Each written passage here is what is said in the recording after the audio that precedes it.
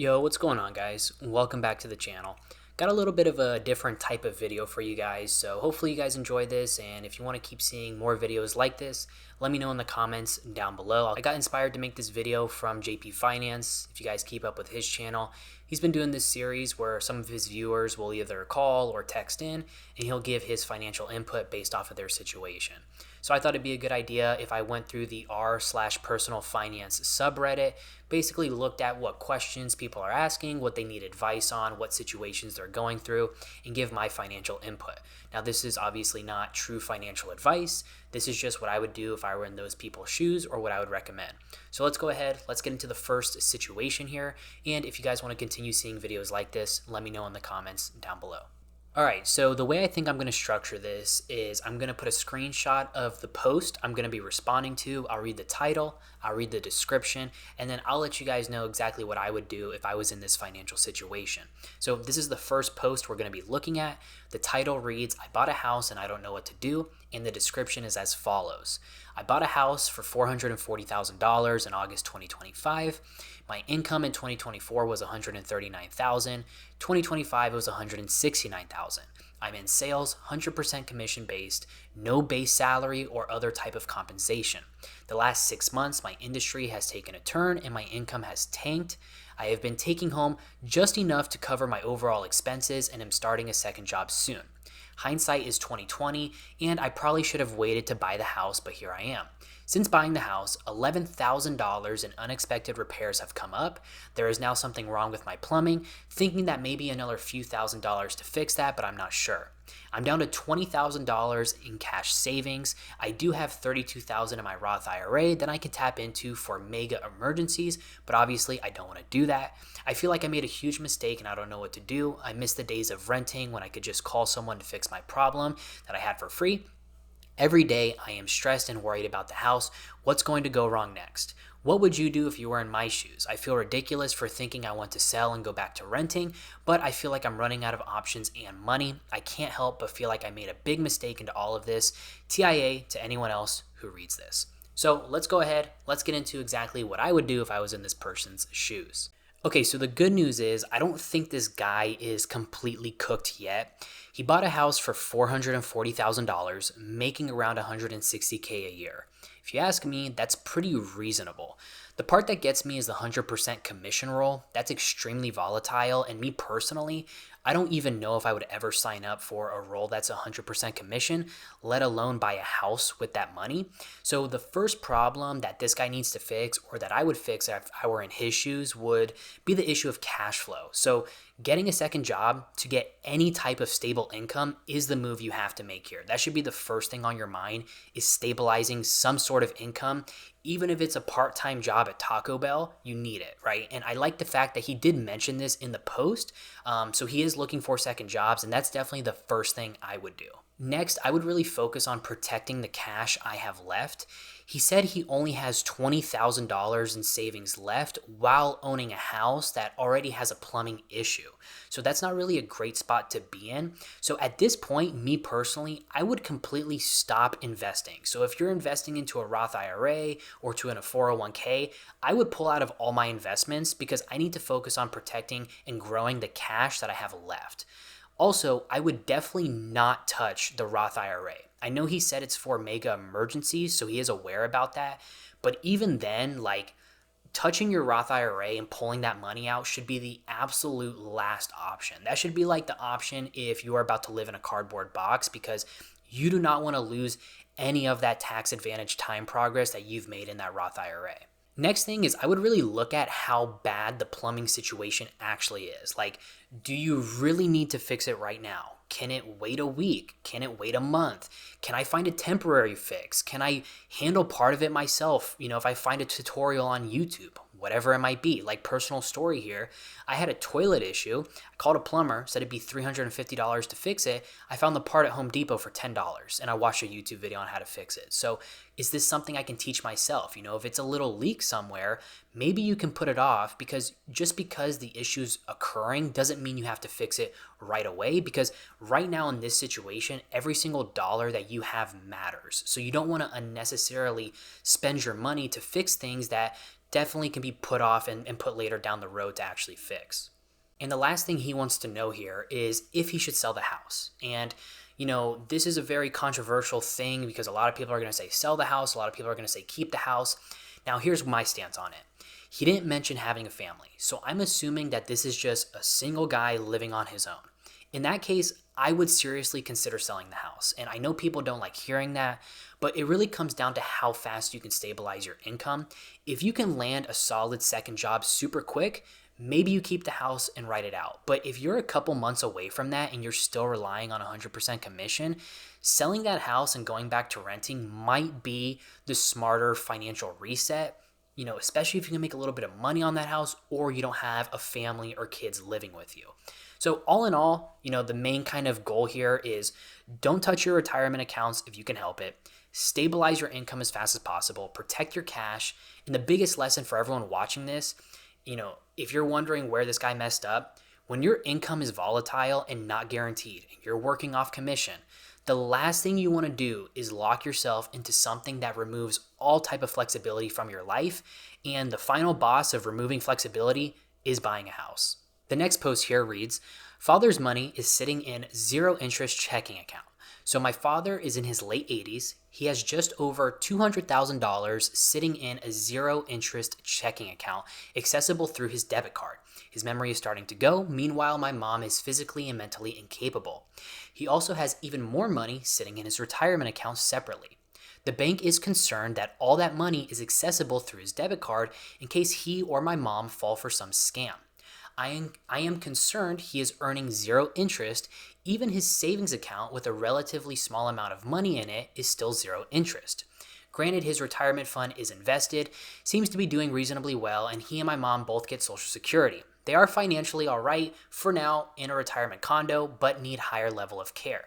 If my siblings and I inherit anything, cool, but our attitude is that the money is my parents for their care, and if they use it all for their care, well, that's what it's for. But OTHO, I don't want them losing their money to a scam and giving up a lot of potential interest. My dad's attitude is that everything is fine, and I can make my own choices when he is gone. Are there any low-risk financial steps I should recommend he take? The bank at least would like him to transfer more money from a checking to a savings for greater security, albeit at still zero interest." All right, so this one, while it might not apply to you guys directly, maybe some of you guys have parents you need to take care of, and maybe they might be a little stingy when it comes to their finances. So this one is definitely very fixable. My advice and what I would do in this situation is this. So the person's dad has $200,000 sitting in a zero interest checking account, and he's in his late 80s.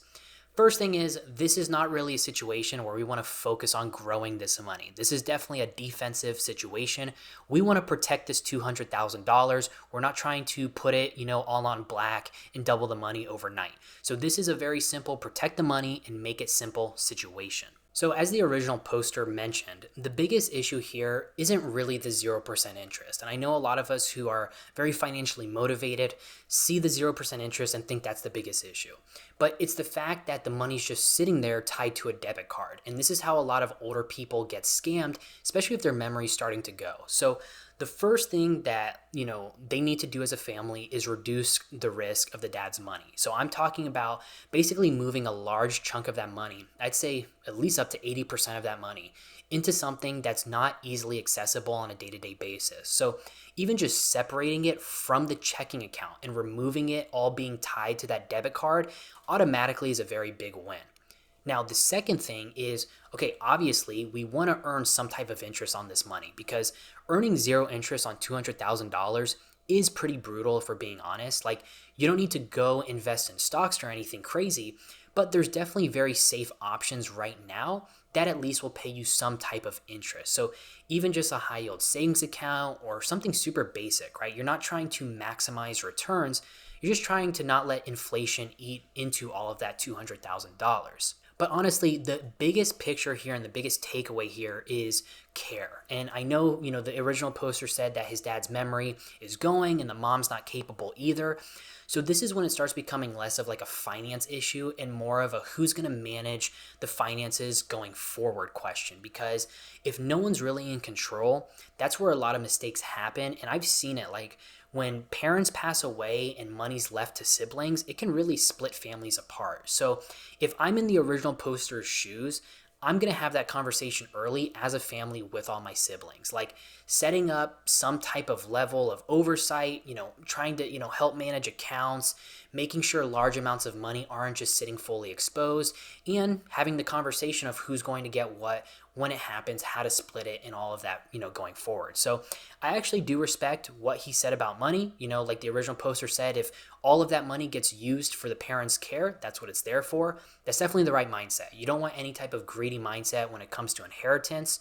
So overall, I'm protecting this money, and the biggest lesson for everyone here watching this is pretty simple. As people get older, the goal with money shifts. It's not about growing anymore. It's about protecting it. It's about simplifying it and making sure it actually serves its purpose. All right, the next post here reads, feeling strange with my finances. I'm 29 and I make $83,000 a year. Congratulations. After taxes, healthcare, and retirement, I bring home around $50K. My work retirement takes 12% of my pay, and then I also contribute $200 a month to a separate retirement account. Right now, I have around $40,000 in retirement.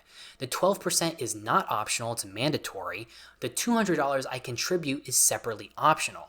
The downside is I have a lot of debt. I have $13,000 in credit cards and $15,000 debt to the IRS. My early 20s was just poor financial decision after another, and I've been paying the price since. So I bring home a little over $4,000 a month, but rent prices are high where I live. I pay around $2,000 in rent, so 50% of my take-home income is gone. That leaves me with $25,000 a year to spend on everything else.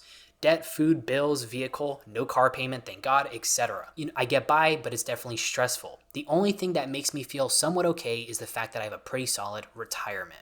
All right, so this type of post is super common. This guy's 29 years old, making $83,000 a year, takes home around $50K. On paper, sounds like he's doing okay, but then you actually look at it, and it starts to make more sense why he feels a little strange with his finances. First thing that stands out to me is the retirement contributions. 12% is being taken automatically, and then he's adding another $200 on top of that. So he is doing the quote unquote right thing, but at the same time, he's sitting in almost $30,000 of debt. $13,000 to credit cards, $15K to the IRS. That's where things, in my opinion, are a little bit out of whack. Because yeah, having $40,000 in retirement at 29 is amazing. That's great. But if you're carrying high interest debt at the same time, it kind of canceled itself out, especially the credit cards, because that's probably, I would assume, at least 20% interest, maybe more. So you're not beating that consistency in your retirement account with the market. So if I'm in his shoes, probably the first thing I'm going to do is shift my focus. I'm not going to stop the 12% because, as he said, that's mandatory from his job, but I'm 100% going to stop that $200 a month, and I'm going to roll that directly into credit card debt or paying off the IRS, because the last people I would ever want to owe money is the IRS. So that extra $200 needs to go into paying down that debt, no question about it. And this just leads into kind of the main point of this, where, you can have a great job, good income, but it's not the job or the income that's causing the stress. It's the fact that half the money is already spoken for, and then he's got debt hanging over him. And that's what makes it feel like you're very stuck. And yeah, rent being $2,000 on a $4,000 take home, that's really tough, right? You're basically saying 50% of my take home money is going to rent. So unless he can lower that by maybe including roommates or, maybe moving when the lease is up, there's not a ton of flexibility on the expense side, which just makes off paying the debt even more important. And once that credit card debt is gone and IRS debt is gone, everything will start to probably feel a lot better for this person, because then your monthly cash flow will open up, the stress will drop, and now you can actually start building your retirement accounts again, and you can go back to investing a little bit more aggressively. So overall, I don't think he's in a bad spot. He's actually doing a lot of things right here. I just think his prioritization is a little off when it comes to his finances. So the biggest key takeaway here for anyone watching at home is you can't build wealth efficiently while high interest debt is sitting there growing in the background. Sometimes the smartest financial move isn't investing more. It's not trying to grow your money. It's paying off what's holding you back. And that is usually for a lot of people, high interest debt. The other thing here too is having, 50% of your take home go to your living is very, very tough. So if he can get out of that in any way possible, like I said, with roommates or moving to a different apartment, that would be a very high goal of mine. Because once again, I'm going to assume this guy is single, living alone, because he didn't mention a family. So, I would try to not spend $2,000 on rent if you're living by yourself. And last but not least here, this one says, I am a 27-year-old and financially illiterate. Never had a credit card, don't have a Roth IRA, no debt, and my car is paid off. I never went to college and grew up with lower middle class parents who never really taught me how to be financially literate. And for context, I live in the DFW Metroplex. I think that's Dallas Fort Worth. I got lucky and became a house assistant for a wealthy family. They compensate me for all of my gas, even to and from work and for errands. My salary is $60,000 a year. I also get health insurance stipend of $800 a month. And I think that $800 is not taxed, but I get paid twice a month and my bi-weekly take home is $23.99. I'm also a virtual assistant for someone who I've been working for about 2 years. I get paid $250 weekly through Zelle, so that's not taxed. This is the first time in my life I've ever made decent money. I'd say with my base pay, gas compensation, health insurance stipend, and virtual assistant work, I make around $6,000 a month. I also do overnight babysitting for other families, sometimes so that will bring in extra income every now and again. I have $14,000 in total. $2,000 of that is cash from bonuses my house assistant job gave me, and the rest is sitting in my checking account. My bills, $1,550 on rent, $40 on internet, $75 phone bill, $305 health insurance, $300 utilities, $150 car insurance.